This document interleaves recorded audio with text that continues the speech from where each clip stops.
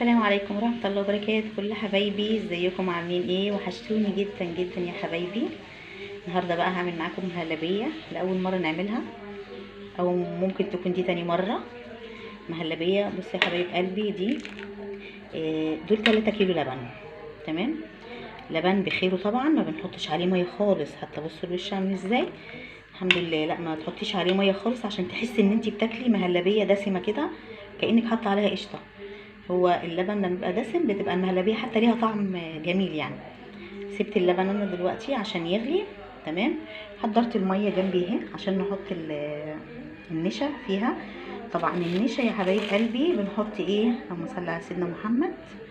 بصوا، لحد لما تحس ان انتي القوام بتاع النشا بقى تقيل كده. تمام، وتحطي بعد كده تحطي على المهلبيه. طبعا بعد ما تحطي السكر. ماشي يا حبايبي، هندوب بقى ايه ال5 معالق ولا ال4 معالق اللي احنا حطاهم دول، هندوبهم ونفضل ندوب فيهم جامد قوي. تمام يا حبايبي، هنفضل يا حبايب قلبي ندوب في النشا.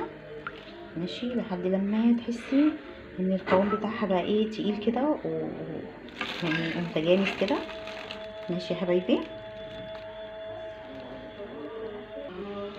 دلوقتي بقى يا حبايب قلبي احنا هنحط السكر. طبعا السكر حسب الرغبة، في ناس بتحبه الحاجة مسكرة، وفي ناس بتحبها يعني مظبوطة. تمام يا حبايبي، فانا من الناس اللي ما بحبش الحاجة تكون مسكرة عشان بتجزع لي نفسي، خليني يعني ما اكلش منها كتير كده يعني. وانا بحب المهلبية بصراحة. ماشي يا حبايبي، قلبي كده ايه السكر، قلبي السكر عشان يدوب. بعد كده هنشوف ايه، هندوقه نشوفه تمام ولا عايز تاني. بسم الله.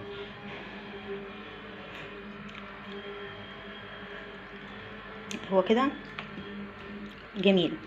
ليه بقى؟ حاولوا ايديكم تبقى مظبطه السكر، لان فيه نشا هتتحط، والنشا عليها ميه فهتقلل من نسبه السكر اللي انتوا حاطينه، فلازم يبقى مظبوط. ايدك تبقى مظبوطه عشان تعملي حساب النشا بالميه. لو انتي محلياه ممكن تخف السكر بتاعه شويه مجرد ما تحطي النشا والميه. تمام يا حبايبي، دلوقتي يا حبايبي انا مستنيه اللبن بقى لما يغلي. انا حطيت له السكر، مستنيه لما يغلي عشان انزل بالنشا على المهلبيه. طبعا انتوا عارفين بقى احنا الجو بدأ يسقع، وفي الجو الساقع ده بليله جميله جدا في الشتاء، حلوه قوي. حمص الشام، الحاجات اللي هي بتدفي دي في الشتاء. المهلبيه دي بقى في ناس بتحط عليها كنافه، احنا من الناس اللي بنحط عليها كنافه. يعني قطعه كنافه كده فوق طبق المهلبيه، تحفه، بيتاكل بيبقى جميل جدا. في ناس بتحط على سوداني، يعني بتطحني السوداني وبتحطيها كده فوق الوش، بيدي طعم حلو قوي للمهلبيه. فالحاجات دي بالنسبه للشتاء بتبقى حاجه يعني حلوه يعني، ومسليه في نفس الوقت. اللبن لما بيبقى بخير يا جماعه صدقوني بتاكلوا مهلبيه قشطه قشطه، وطعمها بيبقى بيدوب في بقك كده، غير لما بيبقى بتخفيه بميه.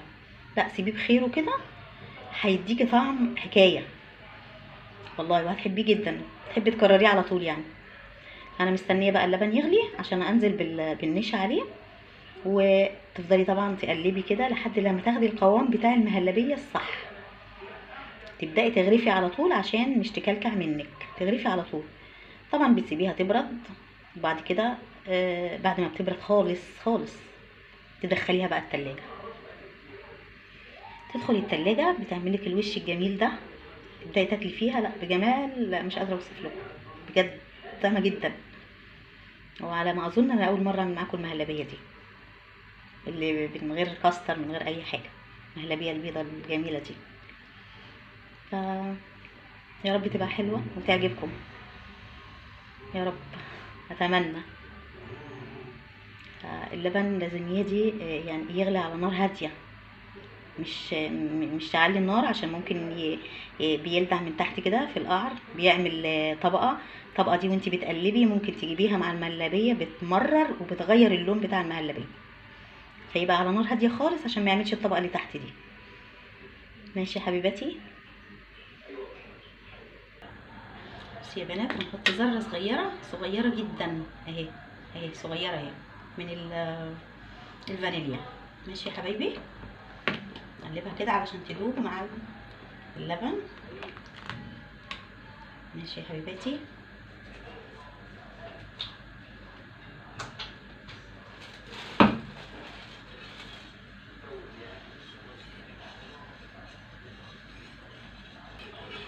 بصي يا حبيب قلبي، دي النشا. تمام، حركها اهو علشان خلاص اللبن هيغلي، وهنبدا نحط النشا على المهلبيه. ماشي يا حبايبي، بسم الله. كده بنحط النشا يا حبايبي بالراحه بالراحه خالص، ونقلب كده. بسم الله بسم الله، لحد لما نوصل للقوام اللي احنا عايزينه. عملنا كده ولسه لقيناها عايزه شويه صغننين، بنروح حاطين كده بالراحه شويه صغيرين. بسم الله والصلاه والسلام على سيدنا رسول الله. اللهم صل وسلم وبارك على سيدنا محمد وعلى اله على كمال الله وكمالك وكماله. صلوا كده على سيدنا النبي، الحاجه تبقى جميله جميله جميله. طالما دخلت فيها الصلاه على سيدنا النبي تاكدي انها هتبقى جميله جدا. بسم الله ما شاء الله ولا قوه الا بالله. اللهم صل وسلم وبارك على سيدنا محمد وعلى اله. يا حبايب قلبي، قوام جميل جدا يا حبايب قلبي، قوامها جميل جدا، تنزل بصعوبة مش مية. سيبيها بقى تاخد غلوة وبعد كده تغرفي بقى يا حبيبتي.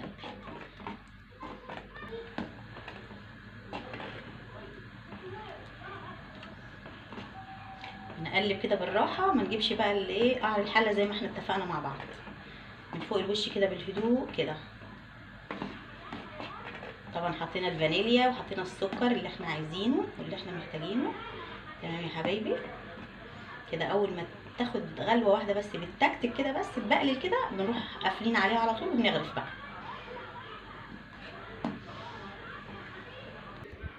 كده يا حبايب قلبي. خلصنا المهلبيه بتاعتنا. طبعا انا كان عندي اطباق كنت جايبه فيها رز بلبن، فشلتهم لان انا بحب الطباق دي قوي.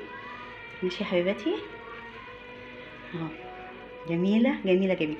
عملنا ايه بقى؟ اللهم صل على سيدنا محمد. دول 3 كيلو لبن. تمام، 3 كيلو لبن. انا عايزه اقول لكم الطبق من ده ماشي، ده طبق من ده بجيبه، اللهم صل على سيدنا محمد، ب20 جنيه. تمام، ب20 جنيه. شوفوا بقى كام 20 جنيه من 3 كيلو لبن. هنا في مج جنبه كاس، وهنا في برضه اهو، وهنا في علبه اهي، وفي علبه اهي كمان ما لقيتش ليها مكان. تمام اهي كمان مش لاقيه لها مكان في الصينيه. ماشي يا حبيبتي. فالحاجه اما تعمليها في البيت وعلى ايدك تبقى حلوه طبعا وفيها بركه. واهم حاجه وانتوا واقفين كده، من اول ما تقولوا بسم الله لحد ما تخلصوا صلوا على سيدنا النبي، هتلاقوا حلاوه سيدنا النبي وجمال سيدنا النبي فيها، تلاقيها طعمها حلو قوي وفيها البركه بتاعت سيدنا النبي صلى الله عليه وسلم. وده كان الفيديو بتاع النهارده، يا رب المهلبيه بقى تعجبكم. عايزين بقى تحطوا عليها كنافه حطوا، عايزين تجيبوا سوداني تقشروه وتطحنوه او تكسروه كده بالكساره كده، او تدقيه بكوبايه في كيسه كده تنعميه وتحطيه على الوش براحتك، هيبقى برضو طعمه جميل. بس لما تبرد، لازم لما تبرد تدخليها التلاجة. مجرد ما تدخل التلاجة طبعا بتمسك. تمام، ويبقى طبعا الطعم بتاعها اجمل واحلى.